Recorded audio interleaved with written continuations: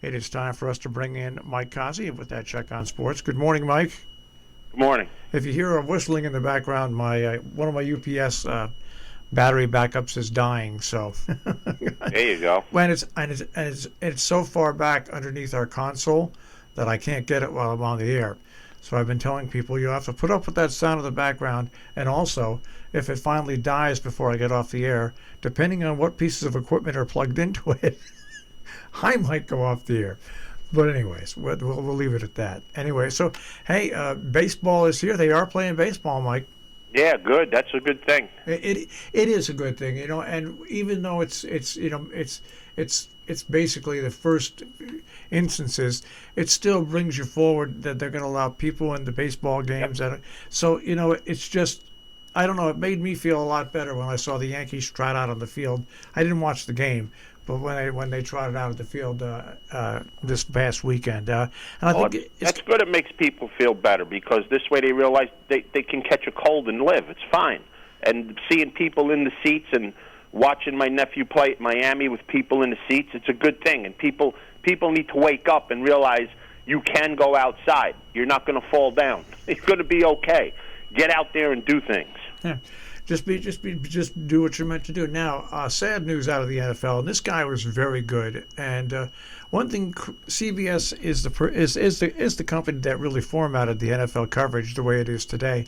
And they had quite a few personalities that were in that group: Brent Musburger, Jimmy the Greek Snyder, and Phyllis George, and Irv Cross.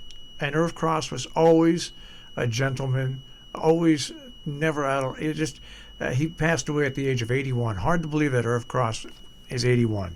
You know. Yeah, it's hard to believe he's 81. Yeah, but their NFL coverage was way ahead of everybody else, way, and I don't know whether it turned out for the good or bad, because now I think networks make more on their pregame shows and postgame shows than they do on the games themselves. That's what I was just going to say. I guess you could blame these people as well for making it the monster that it is, where the event is more than the game. Yeah, it's and like I said, there's good and there's bad there. So in golf yesterday, all the players wore red shirts and black pants for Tiger Woods. I know that's going to thrill you to no end, but they all did it yesterday. Maybe they all should have got a golf club and hit their wife too. Oh, now. Can't deny the fact. No, it was done. Yeah, it was done, but it happened. Hey, the Knicks won again. They beat the Pistons. You know what? You're right about these young players. They don't know that they're supposed to be bad. They're on the Knicks. They don't know that they're supposed to be bad like they have been for the past 25 Give them time. For 25 or 30 years. Give them time. The disease. They worry about COVID. The Knicks disease is worse than COVID. It's uncurable. You put on a Knick uniform and sooner or later you become a bum. Yeah, they're fourth. Yeah. They're fourth, so they're doing really well. They're for all the winning they're doing. They're only one game over 500, but for the Knicks, that's a major accomplishment. That's exactly right. That's like being for anybody else 10 games over 500, because they haven't sniffed 500 in 6 years. Yeah, but the thing you got to take into consideration as well is they're only a game and a half from what is that? 10th place. Yeah. So there's a pretty after you get past Milwaukee. You got 1, 2, 3, 4, 5, 6, 7 spots that are separated by a game and a half. But they're still the playing. Knicks are on the plus side of that, and as long as they stay on the plus side, they're all right. And they're above 500. I think what I'd be happy with watching them if they could finish the season right around 500. That would just be a major accomplishment. But see, that's wrong. I know. Because you only played 35 games and you're at 500. Yeah. You need to improve further.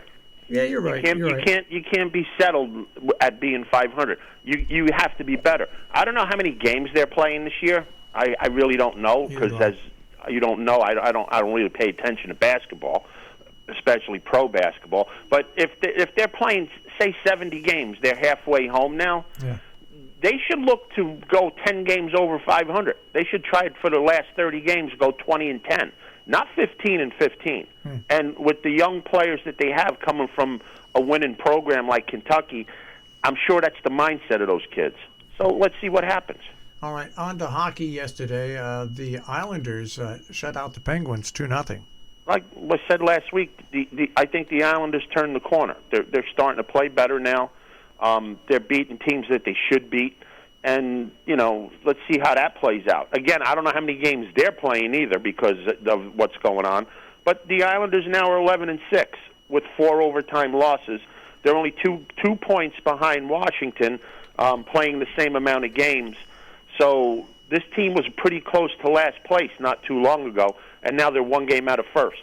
And they're playing good hockey. The Islanders haven't lost a game at home yet. There's not many teams, if any teams in hockey, that can say that. I believe they're the only team in the league that hasn't lost a game at home yet. So that's real big. And last year they did play well on the road. They played their entire playoff on the road.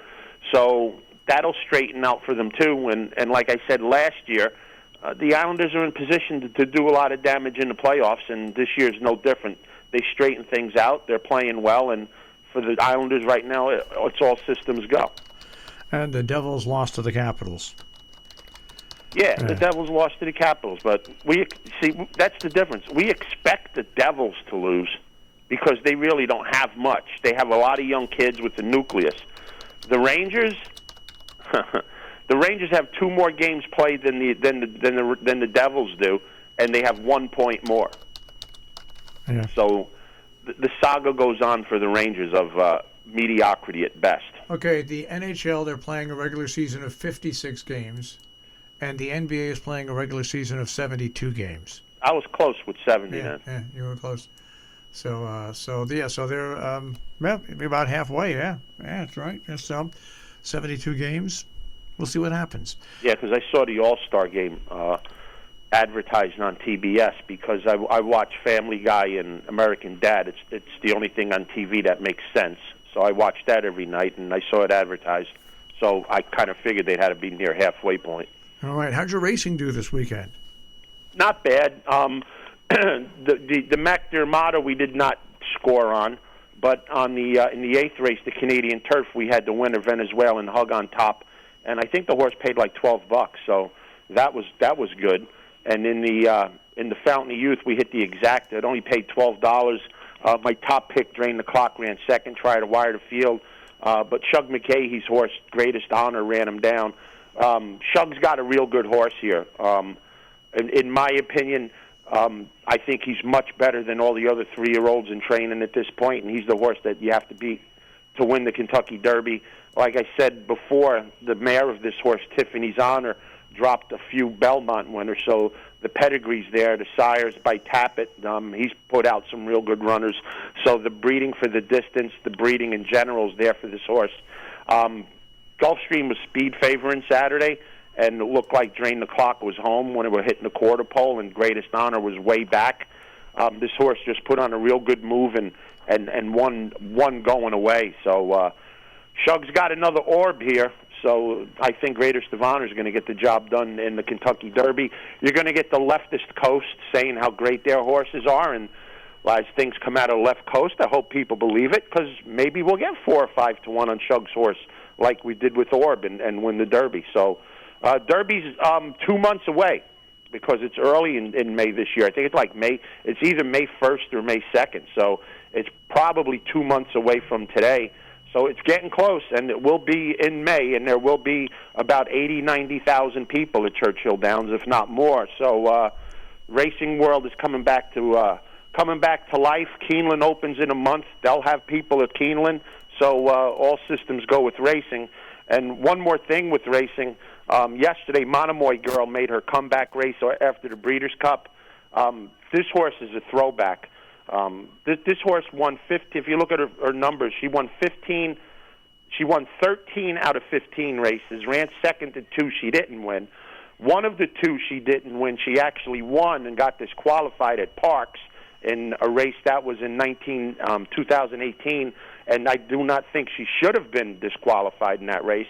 So out of going to post 15 times, this horse crossed the finish line first 14. She runs everywhere. If you look at her past performances, Keeneland, Churchill, Belmont, Saratoga, Parks, Yesterday she ran at Oaklawn. She doesn't take her track with her. All she does is win. In my opinion, in modern times, she's one of the best 3 fillies I've ever seen. The only 2 better than her, one, of course, Rachel Alexandra, the other Beholder. Monomoy Girl is just a super horse, and we got 2 super horses to watch this year with the sport, one being Monomoy Girl, the other being Maxfield. Enjoy these horses. It doesn't matter what they pay, but to see them beat horses and with the ease they beat them, that's the greatness of this horse. And I don't say great often. Monomoy Girl is a great horse. All right, so you had a pretty good weekend then. Yeah, we did all right. But yesterday, I made a small pick 6 at Aqueduct, and then I singled in the first race, and this one jockey was so hell-bent on beating one particular horse, he forgot he had to win the race. Other than that, I ran the table, but you don't get anything for 5 out of 6 winners. Okay. All right, we'll check with you later on this week, Mike. Yeah. If anything pops up, I'll give you a call. If not, definitely see you Friday. All right. Take care, Mike. You too. Mike Cozzi with a check on sports this morning here on Robin Hood Radio. And